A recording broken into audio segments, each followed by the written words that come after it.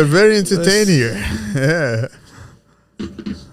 Let's go with Matthew, what do you think?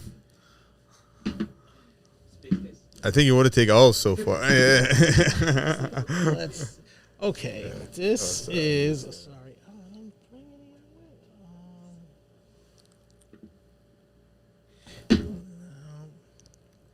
This is called. Everyone calls it Phantom Bay. It's actually Phantom Berry, and this was. I wanted to just mess around and do something animalic, but with a hint of sweetness at the end. I wanted it to be sharp, but then at the die down, like come into the berry. But I wanted the berry to be elusive. Yeah. So that's why I called it Phantom Berry. You get the berry at the end. You get the oud. You get the incense. You get all that stuff up and front. That fruitiness comes up. The sweet, yeah. And this is more of a medium body fragrance. This isn't hard as the other stuff. I wanted to do something a little medium, but still on a... This is Phantom Berry. Yeah. I love the names. Man. It's... And this is a little light, a little skin scent. I wanted this to be very ladylike. This does lean feminine. Yeah. But I think this is a sexy feminine that is deep. Again, there's all of the fragrances that you make. I see that, deep, intimate connections with everything. This is made to seduce someone. Back of the neck, down your back. Now, this is Cashmere Sex. This is like the top. It's always between this, Deep Inside, and Oud People. Like, everyone goes nuts over this. Oh, man. And this is... Yeah. I'm sorry. If Cubano hears us, he's going to have fun with this, man. Glenn loves this. Him and his wife, this is their favorite. So what was this thing? What's the name? This is Cashmere Sex. Cashmere Sex. Oh, yeah. And this is a fig, plum, white musk, a couple of other things in there. Yeah. Cashmere Sex. Yes. Sorry, Cashmere Sex. Plum, fig, white musk. And Mr. Cologne always says that this reminds him of guava jelly that his mother used to make.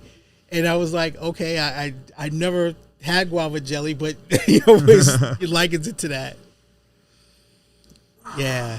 And as your body heats up with this, it just radiates off your body. That's what I wanted to say. This is definitely a fragrance that you can wear all year round, but I think summer... Hot. Oh, yeah. This weather now. Because I tell people wear my fragrances with caution. Yeah. Oh, 100%. For people that don't know how to behave 3-4 sprays. That's it, guys. Make sure. Or unless you really want everyone to come after you. Then, exactly. Just as 2 more. Make it 5. It's just... There's some I don't know if there's some citrusy note that can make it. No, there's nothing citrusy. Yeah. Everyone thinks it is, but there's no citrus in it. It's the fig. It's a green fig. Oh, a lot of times when people work with fig, they'll use like a burnt fig or sugary fig. I was fortunate enough to come up with a green fig cipher that worked, and it's part of the secret sauce. Yeah.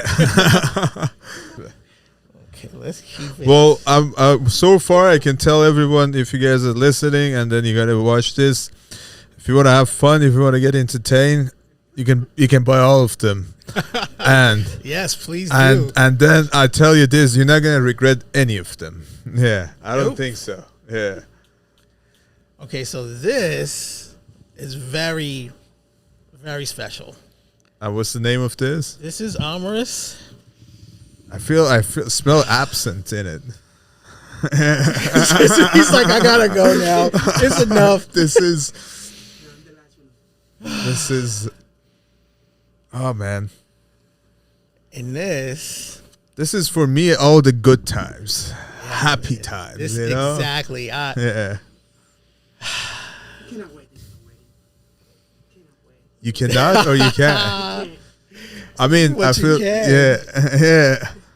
This is so, and it's funny, wedding appropriate. A lot of, because I do bespoke perfumes also. Like I create like specialty creations, and I have a lot of women that come to me and they smell this. They was like, I want this. I'm like, well, this isn't my line, but you know, you can have it if you can buy a bottle. No, I want something like this. But this, I was walking through Prospect Park, and I was just like, I caught a whiff. I don't know what flower it was, but I was like, I have to make this.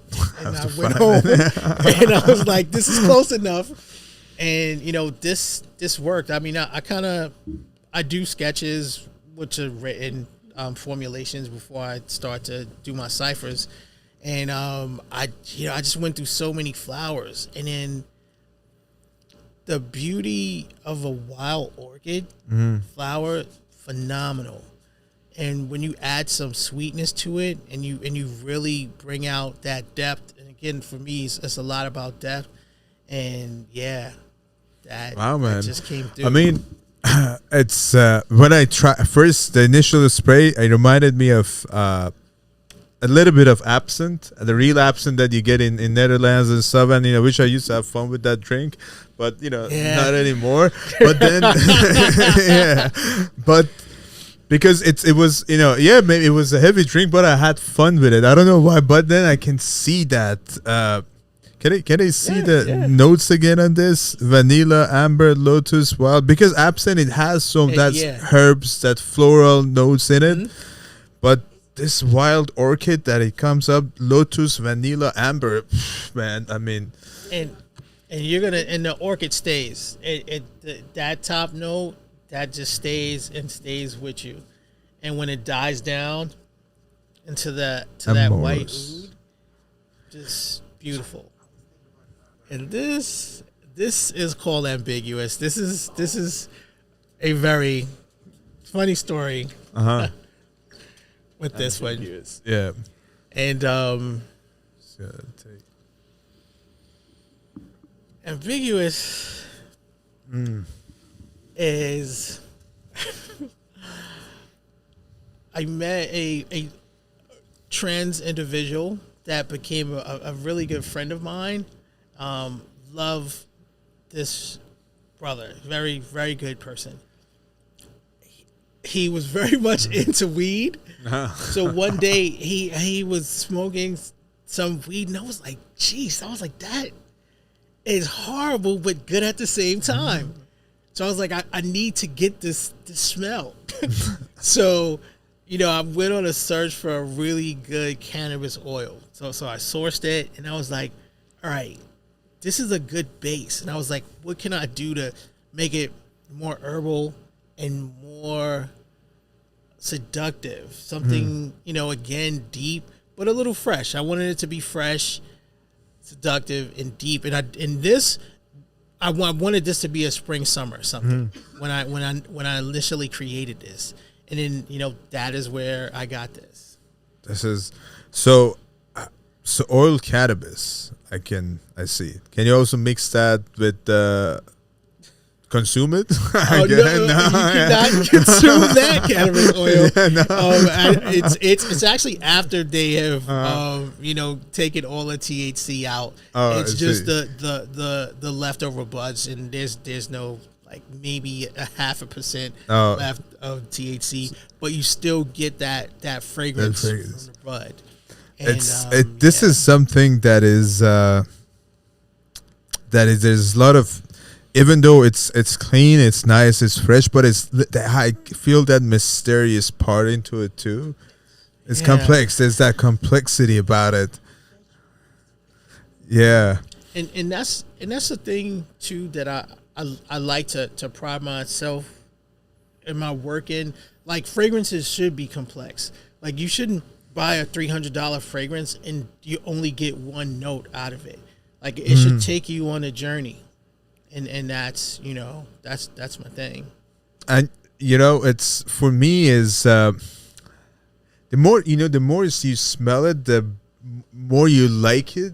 I kind of feel like it's something that you need to spend more time with it, because I can smell the rose, I can smell the cucumber, or like I think you said melon in it, because cucumber is reminding, because there's something that cleanness, because there's a little bit of cosmetic, those cosmetic side of it that you put on your skin. You feel fresh, you feel good about yourself, and cucumber is my favorite vegetable. And it cut the cannabis smell really nicely. I didn't want people walking around smelling like they just had a joint or whatever, but I wanted it to just be like, oh wow, is that? And then when you get into it and you're like, wow, okay, yeah, I like this. This is Smoke of the Gods. I think this is it. Yeah. Whew, all right, so smoking. Smoke of the God. Smoke of the God. Wow. It is as smoky as it gets, man. Wow. but really sexy so at sexy. That finish. Yeah. And it's like, I don't know, when I smell this, I just think of the back of some shimmering woman's neck. And I'm just like on the back of her neck. I don't know. This is sorry, but yeah, like I wanted to do something smoky and of course sexy. Not too. I've smelled a lot of smoke and incense fragrances that are like too smoky, or you're like, ooh. But this is my take on a smoky fragrance. Is there like that burnt wood in this as well? Yeah. Yeah. This is very, very interesting, man. Because it's so organic. Yeah. More so than working with an oil. It's like you're getting the essence almost of a good smoke. And then you can create different smoke profiles. Like I said, with sugar. You can put some barbecue sauce on a piece of wood, light it up. You're going to get a different smoke profile from that. You can put leaves. There's so much. You can treat your wood, even with a fragrance. Burn it. Extract that fragrance out of it. Yeah. So I mean, this is so far one of the heaviest fragrances that we smelled, and a little bit more complete, because it's smoky, it's deep, and also like this. I feel like this is one of those scent profiles that you have to wear it in colder weather. This is cold weather. Yeah. But, imagine this, that you're upstate in New York, somewhere very cold. You light up your fire, or what do you call it? Fire pit. And it's just, you have bonfire, get a bottle of whiskey, drinking it, you're sitting with your friends or someone that you love, and you just feel cozy, and great music in the background. Exactly. Maybe that cannabis from the other scent you spoke a little bit. That could work too. Yeah, this is it. This reminds me of that time, And I like smoky fragrances. I really like heavy, smoky scents, woody notes. This is beautiful. Smoky, marshmallow, fluffy. You get that fluff, that cream, the smoke, and then that sweet. Yeah. Let's see what we have next. Let's go here. The last. What is 22 and what is the number on This that? is number 10. This is the erotic ones. My favorite song of all times, because I DJ too. And I love Prince, and Erotic City is my favorite Prince song. So I was watching Purple Rain, and I was like, what freaky McNasty fragrance could I make to go with Erotic City, the song? And this is what came. So what was the name of the fragrance again? This is called the Erotic Ones. Erotic Ones. Beautiful. And this is red currant, gin, Himalayan bamboo, and just smell this the whole room. This is a banger. Yeah, it's erotic. Exactly. I wanted it to be erotic.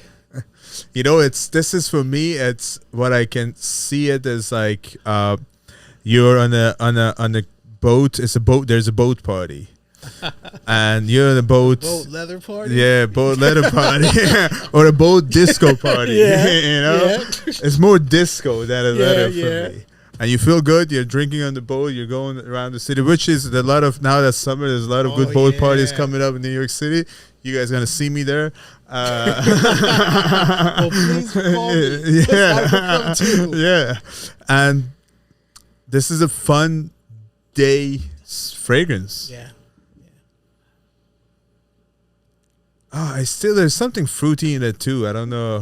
What is that fruity note? That fruity note is the juniper. The juniper, yeah. That's what you're getting. I like it. All of them are fun, man. All of these fragrances are really super fun. They have fun. to be fun, man. I mean, when you put something on, it has to be fun. It has to be daring. It has to be risky. You know, you want reaction when you wear fragrance. Like, fragrances are for us, but at the same time, we want to impress someone. We want to turn someone on. You want to let someone know that we're serious. So all of these emotions and factors go into purchasing your fragrance. Okay, so let's see. We got. I got too excited. Yeah. This is let's get it enough. This is called Coco Curious, and this is yep, something that I just created also. Oh. Well, I guess that means that I did a good job. This is just so new, man. This is just so new. I've never, ever smelled anything like this.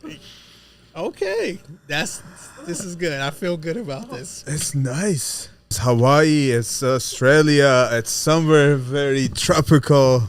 There's coconut in it? Oh no. This is rose, cannabis, incense, sandalwood. Oh, that's right. I think that mixture of incense and sandalwood. A hidden cocoa tincture that I created also. So, yeah, and the cocoa is kind of the star in this. Like, you get it, and then it blends into that incense. And this is my take on a chocolate fragrance, but a lot more tame and a lot more sexy. Yeah, something very elegant. Like, it's not a chocolate cake or like a baked cake. It's a sexy gourmand that has incense, which is like very. I mean, I've never really tried anything like this. I've never tried anything like this. Oh, it is. It actually brings a lot of curiosity out of you. So, what I love about the whole line and all of these fragrances that we tried, it's all of them are super wearable. I think everyone can have fun with it. Yeah. There's nothing that is too complex and too offensive, and there's nothing that is too easy. But if you like niche perfumeries, a little bit of complexity, you can wear every single one of these fragrances. Yeah, and they're all they're thought-provoking, conversation-invoking, and that's like what you want when you put on fragrances. You don't want to just put something on and everyone's like, hey, yeah, like you want, hey, like what are you wearing? Like, what's that? Like, can I come closer and smell you? Yeah. You want to go out later? Like, you want to go to the closet? Like that's what you want. Yeah. when you wear fragrances, especially mine. What I always feel like, it really doesn't matter where you come from, what's your religion, what you do, how you look. If you love something and you believe in it, and you really have the great story in your heart, you're going to be okay. You're going to be okay. And then what I realize in every single bottle that you created, I can just see that you just love this so much. Yeah. You put that science, you put that thought, you put that love into it, and you're creating it. And doesn't matter what others what's going on in this world, but this is what you love, and then it happens. A lot of people want to jump very fast from from like, oh, I want to make that million buck right away, but it's the process of it. I always think about this. I'm like, it's everything we do in life, if we really go back and think about it, and we should be okay with the time that it takes from us. It's a process. Yes. There's no rush into it. No. And if you be okay with it, it's gonna be fine. In the process, that's what makes you, and that's what really, that being in the fire is it strengthens your backbones. Like that jump, like you said, that people want to make $1 million like really quick. You can make that $1 million, but if you cannot sustain your business, if you cannot maintain what it is that you're doing, that's going to be nothing. You're going to lose that. You're going to spend it all on bullshit. If you maintain your business, you continue to create great products, you will have a sustainable business, and you can keep going. And eventually someone's going to want to buy you out, or you might, you keep control of your business and just keep making money. Is always sustaining, inventing more, and just being really deep in your craft. Yeah, believing in yourself. And then you should be okay, man. You'll be in good hands. So, So thank you again, Luke. You're welcome. This was really a pleasure. Yes. And we had so much fun, and hopefully, we get you back. And then, guys, if you're listening to this, please come back and listen to this again. Go one by one of each fragrances. Listen to the stories and try them. Just buy them out. You're not gonna regret it. So thank you, Luke. Thank you. And we'll see you soon. Yes, All you right? will. Yeah. Thank you, guys. Bye. Bye, everybody. Bye.